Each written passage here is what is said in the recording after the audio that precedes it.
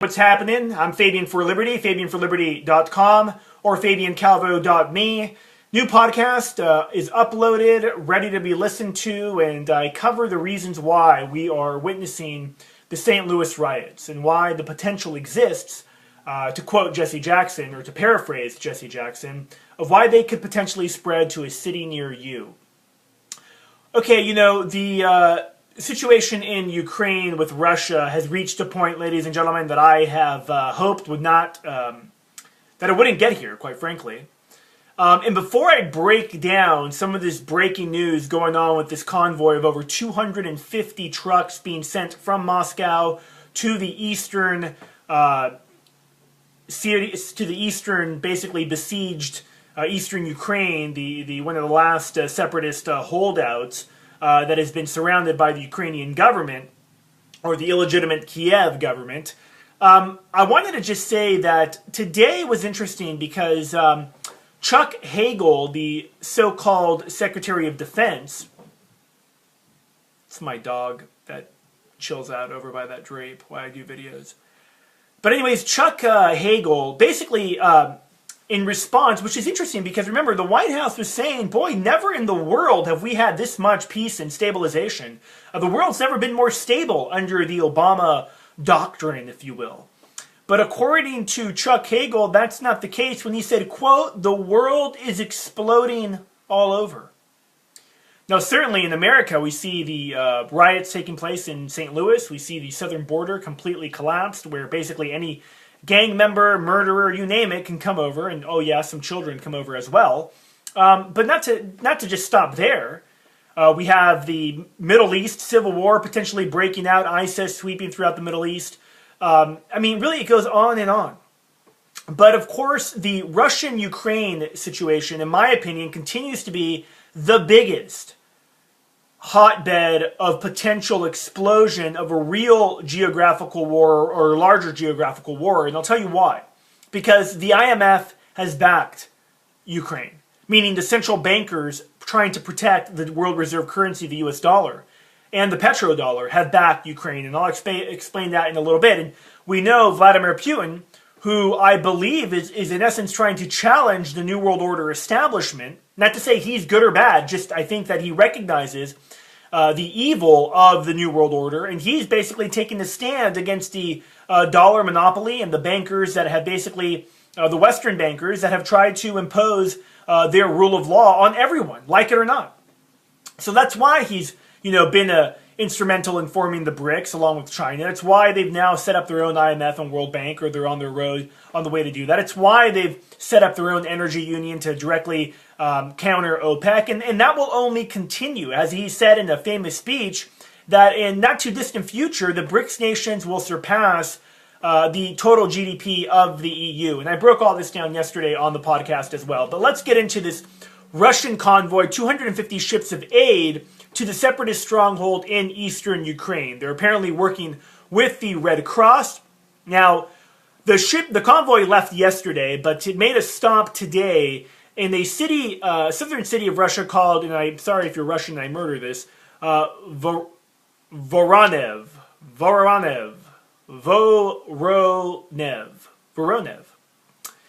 And it stopped at a military base there. And the place where these trucks are going to, ladies and gentlemen, is in eastern Ukraine.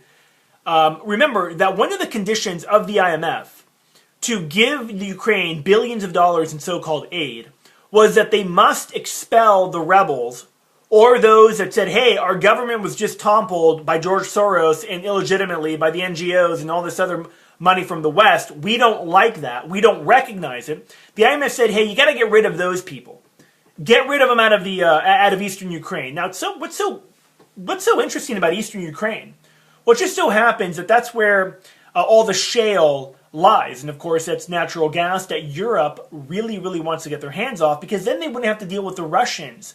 And also to give the Ukrainian government that needs money like crazy to pay back those IMF loans a pretty good source of revenue. Not to mention the fact that they can't pay for their own natural gas. That's why the Russians cut them off, because they weren't paying their debts. And so now they need a new source of energy. And this is what this is all about. It's an energy war, just like those energy wars that will go down in the global economic reset. An energy war, by the way, ladies and gentlemen, that directly goes to the root of the petrodollar. This is what this is really all about if you want to peel back the layer and really look beneath it. But again, this convoy is on its way, stopped at a military base. Now, mind you, the claim is now that there are over 60,000 Russian troops amassed along the border, ready to so-called invade. Now, those troops have been at one point over 100,000 troops. They've been reduced, but there's no question that they are that they're there. They're there because Russia has acknowledged that they have troops training along the border. So it's not like, oh, it's just Western propaganda. No, they're there. And of course they would be there because there is a full-blown civil war in Ukraine. So like any sane country, they want to protect their borders. Now, if we had a sane government here in America, we'd have the U.S. military not fighting in Iraq or Afghanistan. We'd have them along our southern border, but we don't. It's open. Anybody can come and go, and so have you. Now, the NATO top general has come out and said, quote unquote, just said this Monday again, there is a quote unquote high probability of a Russian invasion. Now, this has Ukraine freaked out. And a lot of people in the West are saying that this is exactly what Putin's going to do, is he's going to use this so-called humanitarian convoy as a pretext to spill in Russian troops into the area and basically take it like he did Crimea. Now, the Ukrainian so-called government is literally claiming they will stop, if by necessary, by force, they will stop this convoy along the border. They will not allow them to enter Ukraine. They will have them unload everything, and then they will take it to this eastern Ukrainian region. Now, that's kind of interesting because it's the same Ukrainian government that earlier in August 3rd, cut off all electricity and all power to civilians in that area. Yeah, are they separatists? Yes. But there's 250,000 civilians in this eastern Ukrainian stronghold, and I can't even say the name because I'll completely murder it. But the article down below from the New York Times, I'll post it for sure down below. The point is this. Obama's on vacation. The world is literally on fire. And if I'm Russia right now, I would be really excited, to be honest. If I was a Russian economist, I'd be really excited because this is when it's a perfect timing to directly challenge the banker monopoly that is so self-destructive. And some would argue, I could make the argument that it's a kind of like a self-destructive behavior. They're doing this purposely for their ulterior or longer-term goal, which is a world currency or a new world global economic system. And so they need to implode the dollar. They need to implode the world reserve currency. But the point is that this convoy is coming to Ukraine. And I don't think Putin's going to stop it over some official in Ukraine who, is basically a puppet of the West. Don't think that's going to happen. And will the Ukrainian government really stop the convoy? Will they really by force stop a convoy that's being aided by the Red Cross? We'll see. Now, there's also been a lot of reports, and some of them have been verified, which are military advisors. Obama has sent U.S. military advisors to Ukraine. There's also been reports that U.S. military has spilled into Ukraine. I have not seen those reports. I do know that NATO, working with the U.S., does have troops along the Ukrainian borders in some of the Baltic countries. That has been confirmed and true. Can't say that those troops are now in Ukraine, but this is a situation that literally by tomorrow or Friday, we could wake up and say, hey, kind of wish this wouldn't have happened. Is Putin going to go in and take eastern Ukraine? Because remember, they already voted on the referendum where they want to be part of Russia.